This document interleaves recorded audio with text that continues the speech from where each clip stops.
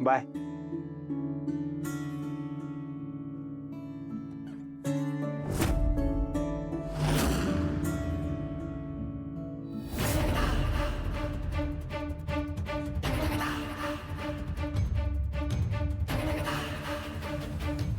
कोण आहे?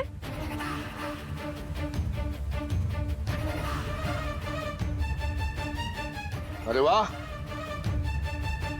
मला माझ्या बहिणीला सरप्राईज द्यायचं होतं, पण तुम्ही दोघांनी मिळून मला एकदम धमाकेदार सरप्राईज दिलंय.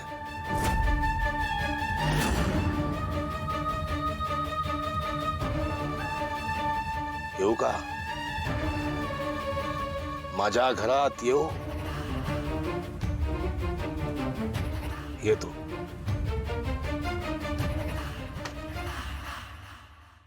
दादा, मला माहित होतं तू परत येणार आहेस. काय झालं? भाजलंय मला. कसं काय भाजलं? कसं काय झालं? कसं काय? चल दवाखान्यात जाऊ. आता फार नाही भाजलंय आणि आता ओके आहे मी. गोपाळजी होते माझ्यासोबत, त्यांनी निभावून नेलं सगळं. आणि काय रे, तुला ह्या भाजल्याचा एवढा त्रास होतोय? मगाशी जे मला सगळं बोलून गेलास की तुझा माझा संबंध संपला, माझ्याशी परत बोलू नको, त्यामुळे मला जो त्रास झालाय तो नाही दिसला तुला? हा, त्याचं काय? दादा, मला आत्ताच्या घडीला सगळ्यात जास्त गरज तुझी आहे रे.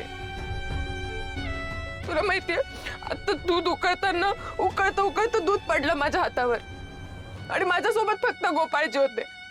त्यांनी माझ्या हातावर गार पाणी ओतलं, त्यांनी माझ्यासाठी बटाटा चिरला, तो याच्यावर लावला आणि आता ते मला म्हणायला चालले होते माझ्यासाठी. चूक झाली माझी. मगाशी मी रागाच्या भारात बरंच बोललो. अनावर झालं म्हणाला, असं नव्हतं करायला पाहिजे. मी तुझी माफी मागतो. मेरू तरी असं काही करणार नाही. दादा, अशा मरायच्या गोष्टी नको नाही करत जाऊ तू, प्लीज.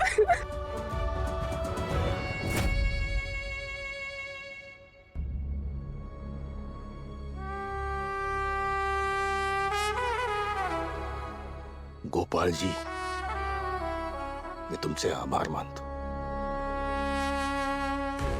तुम्ही माझ्या बहिणीला मदत केलीत, प्रथम उपचार केले, त्यामुळे मी तुमचा ऋणी आहे. आणि ही बहीण मला अतिशय लाडकी आहे. एकुलती एक आहे, प्रिय आहे. तिला त्रास झालेला मला अजिबात चालत नाही. त्याच्यासाठी मी 3 खून केलेत आतापर्यंत.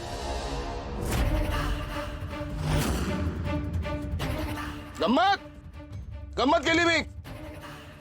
अशी गंमत करत असतो मी अधूनमधून. तिला त्रास झालेला मला चालत नाही, आवडत नाही. जो कुणी तिला त्रास देतो ना, त्याला जिवंत जमिनीत काढून टाकतो मी.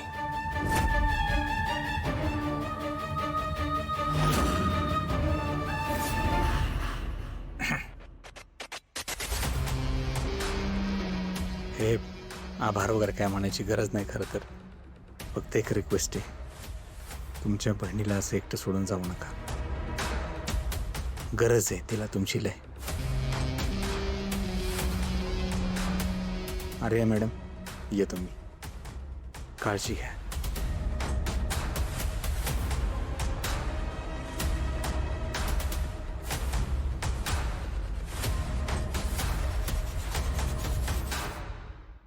लाले, आता मोठ्यांशी कसं बोलायचं ते पण तुला शिकवावं लागेल होय.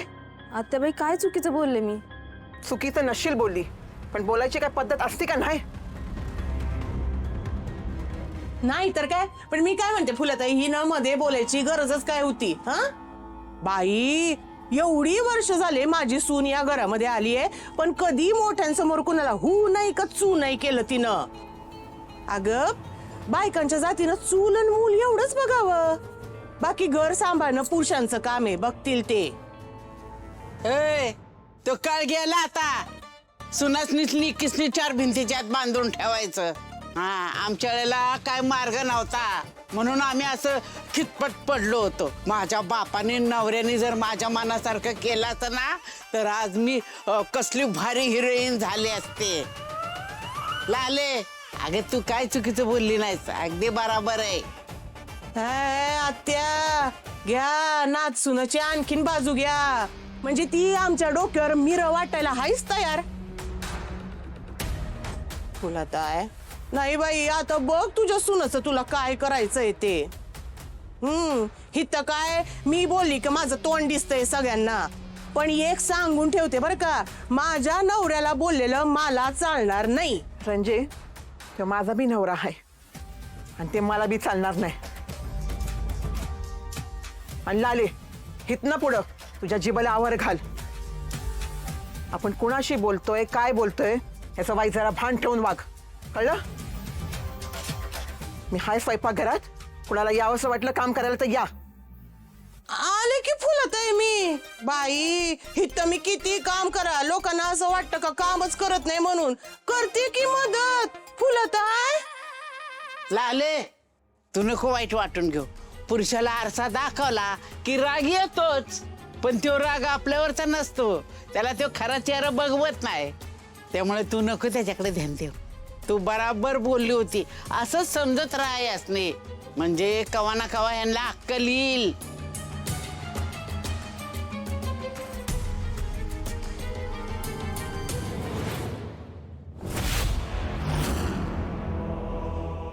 नेमका तो आर्याचा भाऊ सामकर मध्ये कडमडला.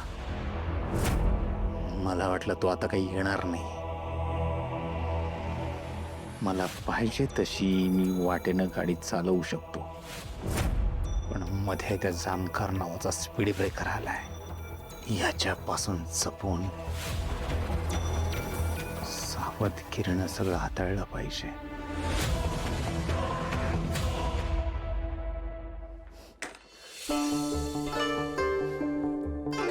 काय हो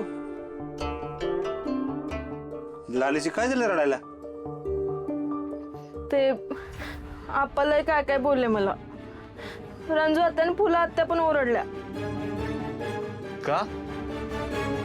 ती गहाण पडलेली जमीन कसूया एवढंच म्हणलं मी. काय चुकीचं बोलले का? आता ती जमीन अशीच पडू नये, त्यात आपण काहीतरी पिकवलं तर 4 पैसे मिळतील आपल्याला आणि आपलं कर्ज पण फिटल. आता ह्यात काय चुकलं माझं? मूर्ख आहे का ही? बरं झालं हिचं म्हणणं घरच्यांनी मनावर नाही घेतलं. त्या जमिनीत त्या मॅक्सची आणि गंगाची डेड बॉडी पुरली आहे मी. बरं आप्पांचं सोडा, पण बाकीच्यांना तरी हे पटल, त्यांना माझं कौतुक वाटेल असं वाटलं होतं. पण कसलं काय? रंजू आत्याने फुलं आत्या त्यांनी पण घरातल्या सुनेनं कसं वागलं पाहिजे ह्याचे धडे दिलेत मला. हाय का मग काय चुकलं त्यांचं? अहो घरातली मोठी माणसं आहेत ते, आणि आप्पा मोठे आहेत ना, जाणतेत ना, ते काय चुकीचं वागणार नाही. आणि असं पण शेती करायला घरात कोणाकडे वेळ आहे का सांगा बरं? उगाच आपलं काहीतरी.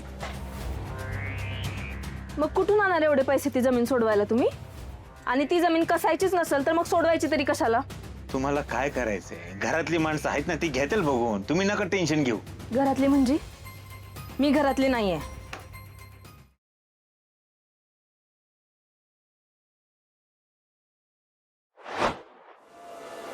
रारी